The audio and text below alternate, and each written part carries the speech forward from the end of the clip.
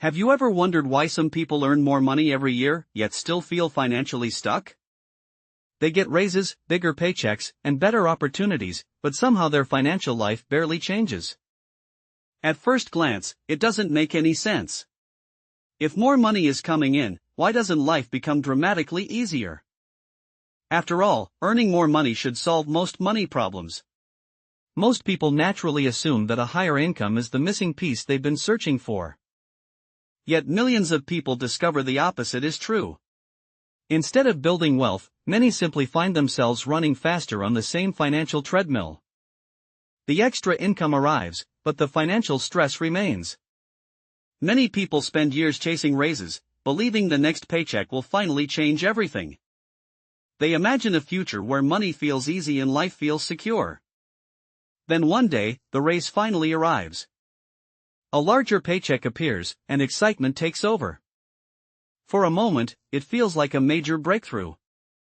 It feels like proof that all the hard work was worth it. Suddenly, the future seems brighter than ever. And that's exactly when most people make a mistake. The mistake doesn't feel dangerous. In fact, it often feels completely reasonable. People start rewarding themselves for their success. After all, they've worked hard and deserve something nice. Maybe it's a better apartment. Maybe it's a newer phone or a more comfortable lifestyle. The upgrade seems small at first. And each purchase feels harmless on its own. Life becomes more enjoyable. Everything feels like it's finally moving in the right direction. But hidden beneath the excitement, something else is happening. A silent process begins that most people never notice. Month after month, the extra money starts disappearing. Not because of one big expense, but because of many small ones. The raise that once felt huge starts feeling ordinary. And the excitement slowly fades into routine. Before long, many people realize something surprising. Despite earning more money than ever, they still don't feel wealthy. Their income increased, but their financial freedom didn't. And that's where the real story begins. So where does all that extra money actually go? The answer is hiding in a financial trap that affects millions of people. Most people fall into it without even realizing it. It's called lifestyle inflation. Lifestyle inflation happens when your spending rises every time your income rises. The moment you earn more money, your lifestyle begins expanding to match it. Think of it like upgrading from a small backpack to a larger one. No matter how much extra space you gain, you eventually find a way to fill it. The same thing happens with income. As your paycheck grows, your expenses quietly grow alongside it. The result is surprisingly simple. Your financial position barely changes at all. You work harder, earn more, yet somehow stay in the same place. And here's what's fascinating. This isn't really a money problem. It's a psychology problem. Human beings are incredibly good at adapting. No matter how exciting something feels today, it eventually becomes normal. Think about the last thing you desperately wanted. Maybe it was a new phone, a gaming setup, or even a car. At first, you couldn't stop thinking about it. Every time you looked at it, you felt excited. You showed it to friends and enjoyed every moment. It felt like a major upgrade to your life. But eventually something changed. The excitement began to fade. What once felt special became ordinary. And your attention moved on to the next thing.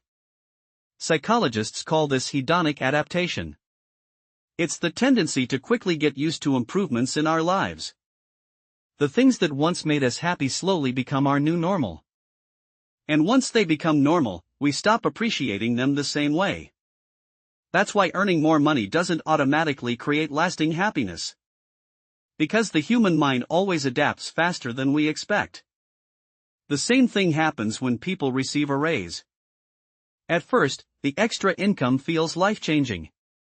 For a few weeks or months, everything seems easier. The financial pressure feels lighter than before. But slowly, the raise becomes part of everyday life. What once felt exciting starts feeling normal. Soon, the bigger paycheck no longer feels big at all. And that's when a dangerous cycle begins. People start looking for the next increase. The next promotion suddenly becomes the new goal. Then comes the next bonus. Then the next lifestyle upgrade. It's like running on a treadmill. You're moving faster and faster. But you're not actually getting closer to financial freedom. This is one of the biggest reasons income alone rarely creates wealth. Because wealth isn't determined by how much money enters your life. It's determined by how much money stays. Imagine two buckets sitting side by side. Both buckets receive the exact same amount of water. But one bucket has a large hole in the bottom. The water constantly leaks out. The second bucket keeps almost everything it receives. Which bucket fills up first? The answer is obvious. The bucket that keeps more of its water wins every time.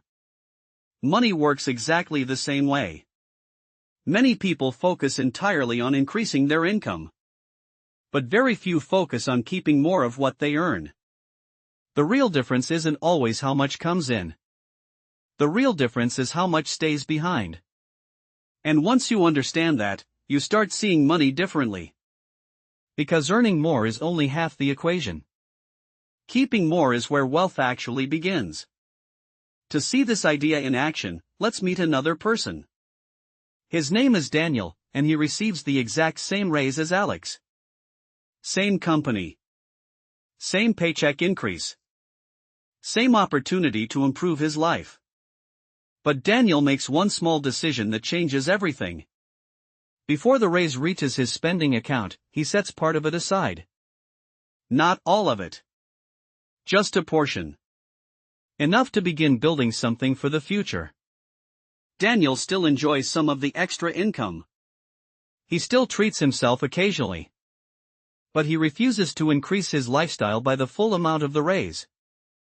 At first, the difference between Alex and Daniel seems tiny. In fact, almost nobody would notice it. Both appear to be living similar lives. Both have better incomes than before. Both seem to be doing fine. But time has a way of revealing hidden differences.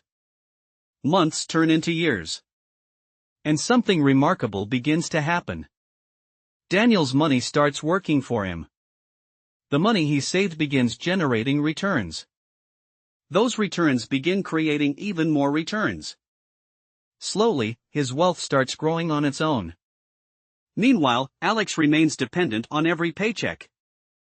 The moment Alex stops working, his income stops too. But Daniel is building assets. Assets are things that continue producing value long after you've paid for them. That's the difference between buying upgrades and buying future income.